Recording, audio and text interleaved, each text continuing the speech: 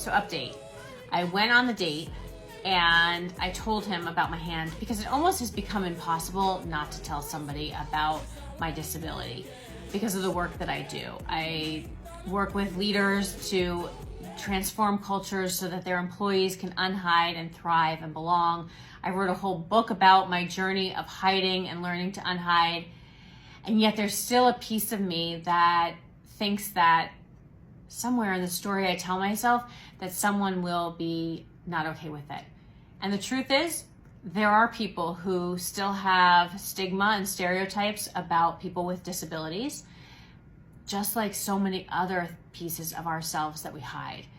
I've met people on this journey who hide their education, they hide their finances, they hide their religion, they hide their politics.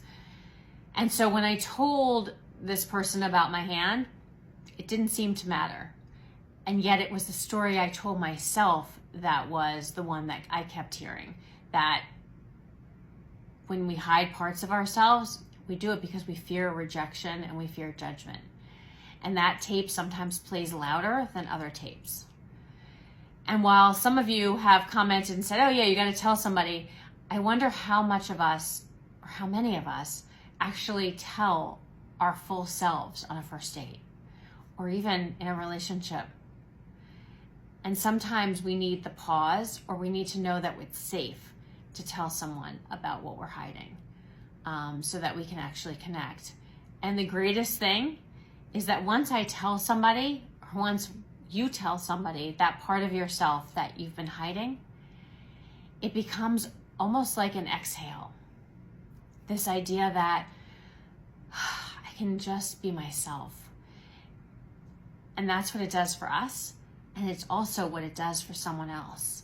It allows them to exhale too and tell you parts of themselves that they're hiding or that they have felt like they would be judged or rejected around. Unhiding is the key to connection. That's the beauty of this. So who knows where that second date will go, if it happens at all, but I can tell you that there is definitely power in unhiding. And I also made a choice because this person seemed like they were handworthy, that they weren't going to judge, they weren't going to reject. And so I share that with you so that hopefully as you're making decisions about what you share about yourself, you think through that as well. You think through a checklist of, is this person worth telling about my secret, the thing I'm hiding, the thing that I have held judgment about myself around. That's it. That's all I got.